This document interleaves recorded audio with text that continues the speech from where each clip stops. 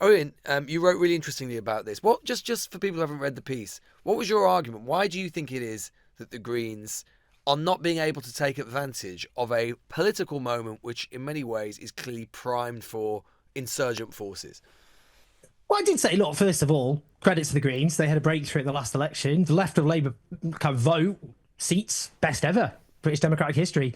They got rid of a shadow cabinet minister.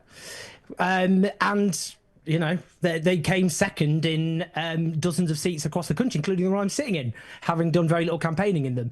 I think just generally the point I was trying to make is they weren't picking fights. And this is an age of rage. You need dividing lines. And at the moment, people's anger at the fact that living standards have stagnated for the longest period since the Battle of Waterloo, falling apart, disintegrating public realm, public services, has been directed at migrants at the other, rather than those who are powerful. And I think with the Greens, the question is about class politics. They're not, that's not who they are, I suppose. Their DNA isn't about, you know, the dividing line in society being who's got wealth and power and who doesn't. Their political agenda is very much on that terrain. But I think what they need to do is pick fights, because at the moment, you know, if you look at their social media activity, I mean, it's bad. They need to hire a social media professional. I think that would be a good start. But they're kind of too polite. They're not being aggressive. That said, I do want to see, I mean, there is an important caveat here, by the way, and I do want to make this point, which is about the political culture of this country. Because it's a country with a media and a newspaper the world of newspapers, which has long basically been about demagogic right-wing politics of the sort that right-wing populism ran with. The Sun, the Daily Mail, the Express, and so on, run by very rich people, which has long subjected Britain to a diet of blame migrants, refugees, gay people in the 80s, trans people now, benefit claimants, trade unionists, you know, etc., etc., etc. So Faragism has a whole culture he can draw on. That's not the same with the left. The other problem, I think, is, you know, who's seen as legitimate and who isn't. And you know, with the left, and this includes many self-described moderates, the left's treated as politically illegitimate, you know, too extreme, beyond the pale, salt the earth, get rid of them, drive them politics and public life.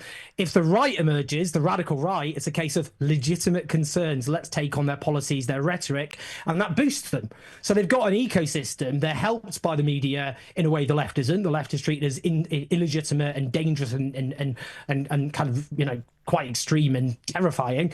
And I, you know, a lot of the centrists and the moderates, if they had to pick a side, they'd prefer the right to people like us.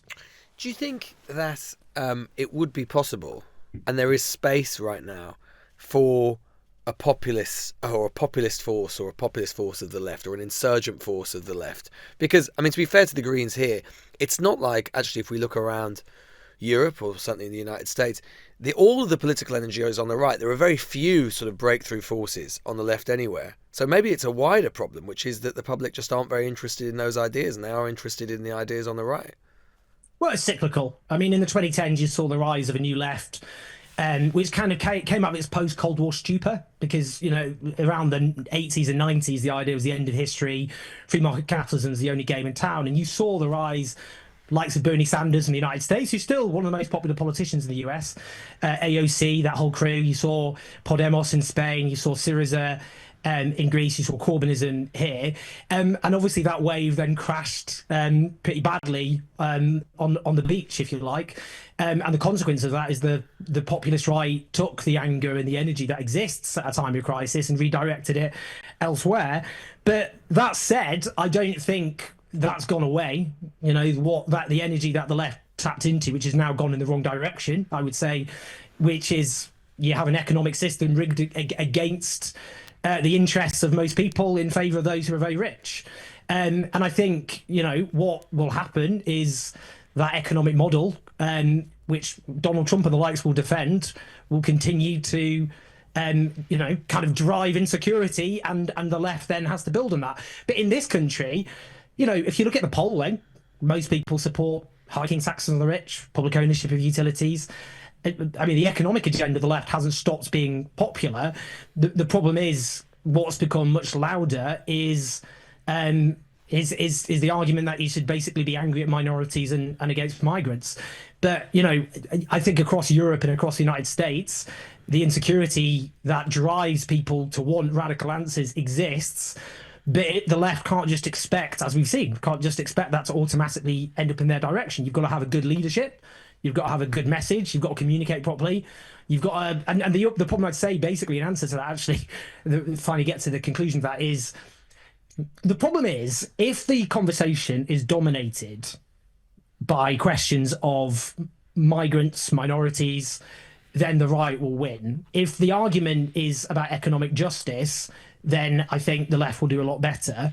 And at the moment, I think the problem is the left. We've ended up just on the defensive, being forced to talk all the time about the rights of minorities. And Ronald Reagan's one of the wisest things in politics. Ronald Reagan said, "When you're explaining, you're losing." And the problem is, when you're, as a political movement, forced onto defensive ground, then you're going to struggle. So I think a lot of it is the failure to go on the offensive on economic issues.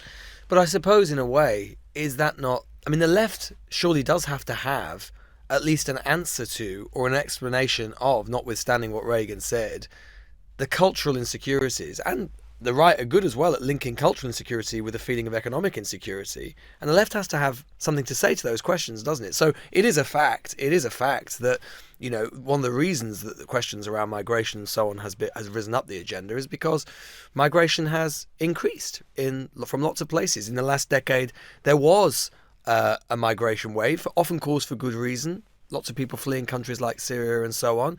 There are effects to some of those things, and sometimes the left doesn't address those questions, or does it feel squeamish about doing so, and that leaves a space open to the right. Well, it's more complicated than that. Where's migration highest in Britain? Which city? In London. Well, I mean, how's anti-migrant politics doing in London? But it is used by the right. London is constantly used as a spectre by the right as to what's going to go wrong. Both of us are obviously people who did not grow up in London. I grew up in Stockport, and London, and it's the same in lots of Western countries. New York is also used in the same way in the United States. But my point is, there isn't an automatic link between levels of migration and anti-migrant hostility. That's not true. Financial Times did a really good study about this. They looked at the correlation between anti-migrant sentiment and levels of migration. And they found in the last few years it wasn't a correlation. They did find more of a correlation between anti-migrant stories appearing in national newspapers. The point I'm making about that is, if voters go to polling stations thinking about immigration, then the left is not going to do well. If voters go in thinking of, my wages are falling and stagnating whilst rich people are doing very well, how's that fair or reasonable, then I think the left will do a lot better. And I think, a good example is Bernie Sanders. Bernie Sanders, at his best, bridged a coalition, didn't he? He bridged a coalition of Joe Rogan, the podcaster who, supported Donald Trump very, very vocally in this election. He backed Bernie Sanders back in 2020.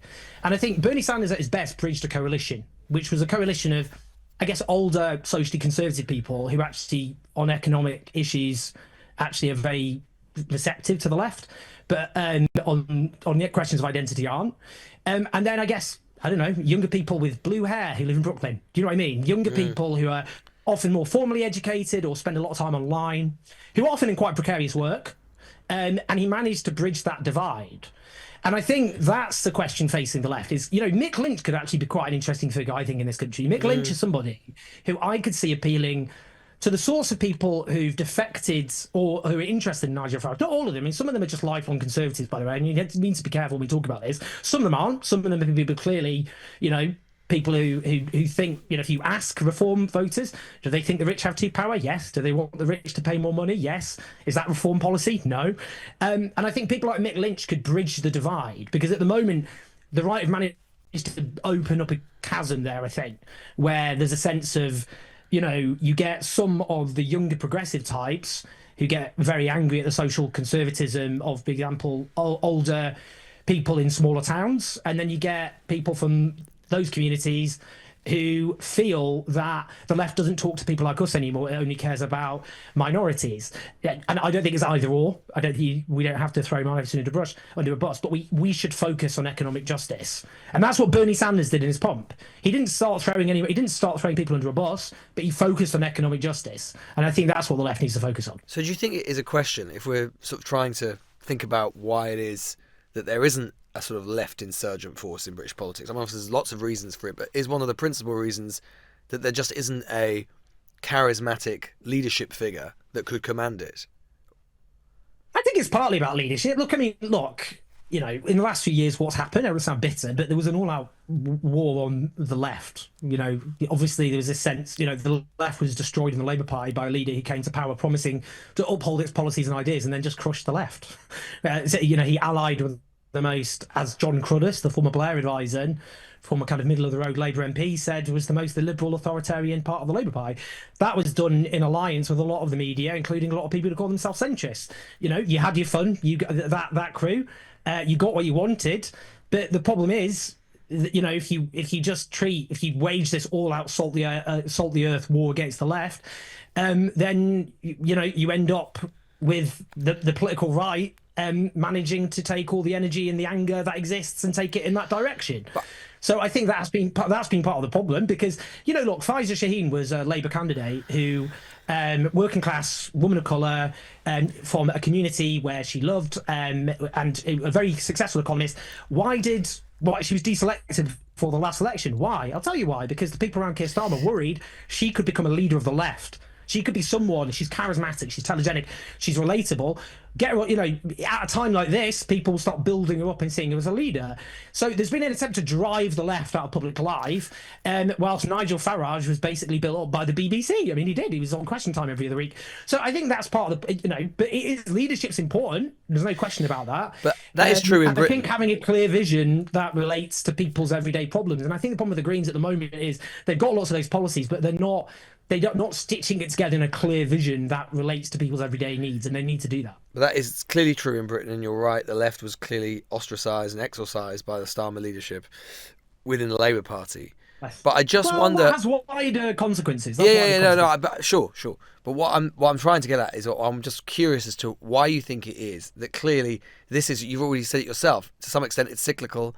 This is part of a wider phenomenon where the left, which 10 years ago, 5 years ago, around the West looks strong, just looks very weak now. And I just wonder why you think it is that, given everything that we've seen and all of these forces which are clearly priming us for more insurgent politics, why you think so universally the left is struggling to speak to this moment. I don't think it's so universally. I mean, again, if you look at in the general election, you got 5 left-wing independents and 4 Green candidates elected. That doesn't sound very many, but you're a student of electoral politics. Only 8 independent candidates have been elected in competitive elections at a general election since 1945. France, Norway, Sweden. I mean, it goes on and on. US. I mean, we just see defeat after defeat, and not even. I mean, some of these are mainstream. More sort of centre-left parties. You're talking about Britain. I mean, I actually think in Britain you did get a left of Labour vote at the last general election, despite very adverse conditions and very little campaigning. The Greens came second in about 40 seats without campaigning in them. So, there is obviously something there that can be built on with the right commitment. But I think what you're right about is you got a new left wave in the 2010s, which inspired a lot of people and then didn't succeed. It crashed against all sorts of particular problems. My hope would be another wave will emerge, which learns from those mistakes and does a lot better, because this time it came along without people expecting it. Who expected Bernie Sanders to run Hillary Clinton close in 2016? That all happened with no preparation, with no kind of ideas or kind of, a milieu of people and thinkers about what does, the left mean in America in the 21st century. And to be honest, the left in America is a lot stronger than it was 20 years ago. The left didn't exist in America 20 years ago. Bernie Sanders is one of the most popular politicians there. AOC, again, a young, very dynamic, charismatic politician. So there is a left which is in lots of ways stronger than it was 20 years ago in the United States and in Britain. But at the moment, I think the fact is the left did not succeed in those first waves for lots of different reasons.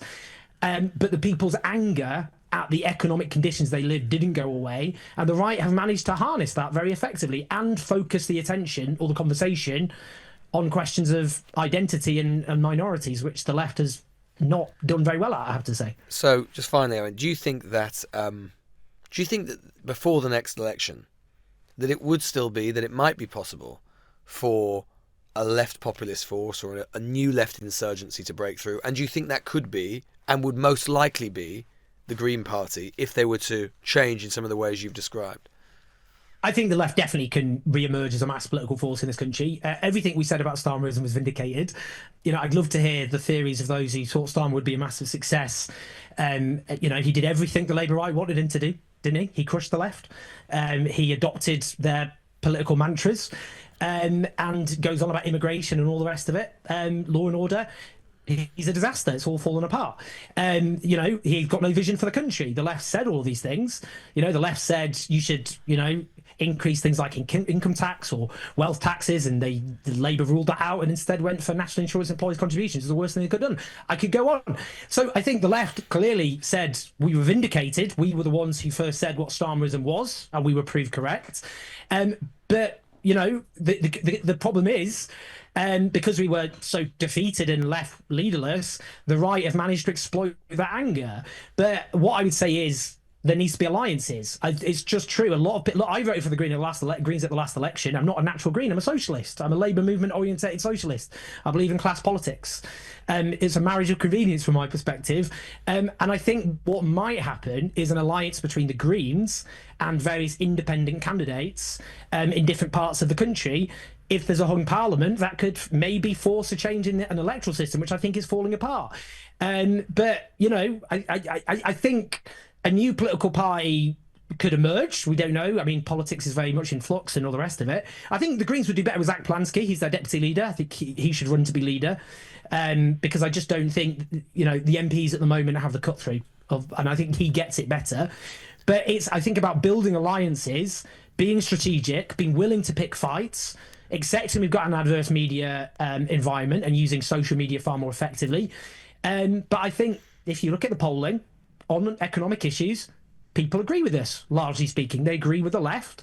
The Labour Rights Project has fallen apart pretty spectacularly. They'll put in someone like Wes Streeting. He'll be a disaster. And I think then the left has to have a very clear message, very good leadership, charismatic leadership, who can cut through. And if we don't do that, then we're going to end up, like the United States, slipping into right-wing authoritarianism. And I think democracy, actually, and I'll end by saying this, I honestly think the left doesn't get its act together. It's not just about the left, it's about democracy. Because people's anger is going to go somewhere. And that anger at the moment is going towards a very authoritarian form of right-wing politics, which is a threat to our democracy. And I think the only way that authoritarian menace is going to be challenged is by directing people's anger in a different way at the people at the top of society. If that doesn't happen, then I think there are question marks over democracy. Not something I would have said a few years ago, but I think anyone who thinks now that Western democracy is safe is deeply naive. If they think centrist technocrats are going to save it, I think they're beyond naive. And it's about the left getting its act together to save democracy by offering an actual alternative to an economic model that doesn't work. The Newsagents. This is a Global Player original podcast.